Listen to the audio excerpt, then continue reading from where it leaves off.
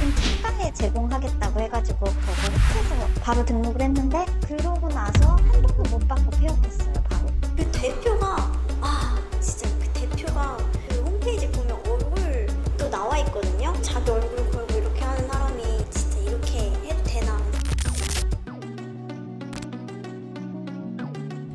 잘 다니고 있던 필라테스 업체가 어느 날 갑자기 사라져버리면 어떻게 해야 될까요? 돈을 달라고 항의해도 주지 않고 잠적해버린 업체. 이 업체의 피해자를 만나봤습니다. 제가 블로그를 하나 운영하는데 그 업체에서 체험단을 모집해가지고 가서 체험해보고 강사님들도 괜찮고 수업도 괜찮길래 6주에서 8주 동안 그룹 필라테스를 연속적으로 참가를 하고 자기 인스타나 블로그에 인증을 하면은 수업료를 환급해주는 그 영원 필라테스 이벤트가 있어가지고 가입을 했거든요. 출석 인증을 다 했더니 다음번 수업을 파격적인 특가에 제공하겠다고 해가지고 32회 수업에 36만 원을 해준다 그래서 되게 싼 가격이어가지고 저도 혹해서 바로 등록을 했는데 그러고 나서 한 번도 못 받고 폐업했습니다. 돈 떼먹힌 회원들로 나온 숫자가 한 260명 정도였어요. 필라테스 업체 먹튀 피해를 받은 또 다른 피해자 A씨. 당시 상황에 대해서 이야기를 들어보았습니다.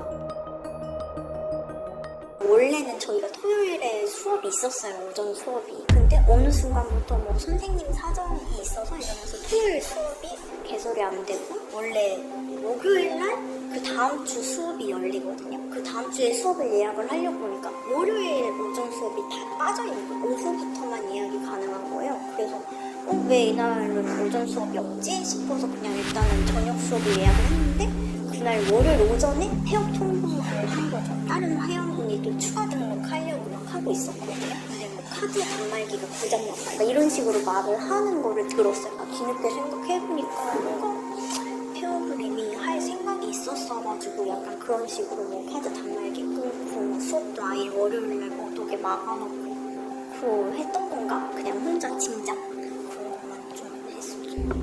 업체는 환불 고지 후 소비자를 안심시킨 다음 갑작스러운 파산 상황을 알렸습니다.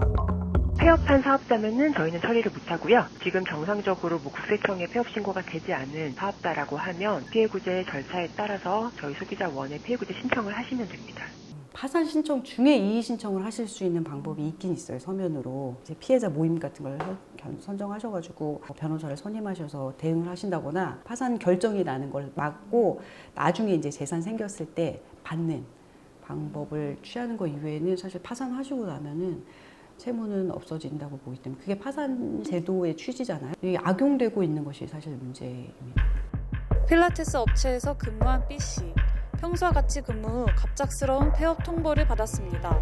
어떻게 보면 이게 진짜 동네 장사잖아요. 필라테스 같은 체육시설이. 나 돈을 어떻게 돌아다니지? 이런 생각이 먼저 들었어요. 제가 이제 뭐 가담하고 뭔가 사기를 쳐야겠다 이렇게 한 건 아니지만 결과론적으로 보면은 회원님들 몇백 명은 이제 저도 한 통속이 되는 거잖아요. 우리가 휴관을 하겠다라고 공지가 나가기 전날에 제가 실제로 카드 결제를 한 분한테만 이제 한 30만 원 정도를 이제 결제를 해드렸는데 만약에 미리 저한테 우리 이제 망할 것 같다라는 거를 언지를 주셨으면 제가 그분 결제를 절대 안 해드렸을 것 같은데 저는 사전에 공유받은 내용이 아예 없었다 보니까 평소에 일하던 대로 이제 결제를 해드렸는데 바로 다음날에 우리 휴가 내야겠다 이게 망하겠다는 얘기잖아요. 그 모든 결제는 어떻게 보면 저희 손에서 이루어졌기 때문에 그거에 대해서 되게 허탈감이 많이 온 것도 사실이에요. 먹튀 폐업의 피해는 증가하고 있지만 이를 막을 제도는 여전히 없습니다. 피해를 방지하기 위해서는 소비자들이 안전을 기울일 수밖에 없습니다. 개개인한테는 어쨌든 한 30만 원에서 100만 원 사이의 소액이다 보니까 경찰서에서도 그렇게 크게 취급해 주시는 것 같지는 않고 이거를 민사소송으로 진행하기엔 진짜 배보다 배꼽이 더 크다 보니까 사람들이 점점 포기를 하게 되거든요. 너무 이게 이제 소액이니까 사람들이 다 저처럼 이렇게 포기하고 그냥 뭐 어차피 못 받을 테니까 뭐 변호사비가 더 들 테니까 이러고서 이제 안 하는 사람들이 너무 많으니까 이런 사이가 너무 판치는 것 같은 거예요. 열받으니까 뭐라도 해야겠다 이렇게 해서 그냥 그 돈을 내고라도 그 신청을 했었던 건데 사실 뭐 거의 유효하게 적용되는 거는 없었어가지고 괜히 더 좀 진짜 우리가 할 수 있는 게 없구나 약간 그런 무력감 같은 게 더 컸던 사실 요가나 필라테스업은 체육시설업도 아닙니다. 그나마 헬스장은 체육시설업이라도 해요. 그래서 그 체육시설업법에 따라서 영업정지나 이런 조치라도 가능한데 요가나 필라테스는 이게 안 되는 상황입니다. 또한 체육시설업이 시설 기준 이외에는 다른 기준이 없어요. 그리고 벌칙 기준도 굉장히 약하기 때문에 또 설립자 규제가 있어도 다른 사람 이름으로 시설을 설치하면 그만이잖아요. 뭐 이런 먹주 사건이 있었다고 해서 향후로는 뭐 사업장을 못 만든다든지 이런 규제는 전혀 없어서 체육시설업법에 소비자를 보호하는 규정이 없고 필라테스나 요가에 대한 규제가 제대로 되어 있지 않은 상황이기 때문에 저는 체육시설업법이든 소비자법이든 좀 이런 규제에 대해서 할인율을 규제하든지 계약 기간을 규제하든지 지금 거의 뭐 최소 한 4, 5년 정도는 계속되고 있는 반복된 피해거든요.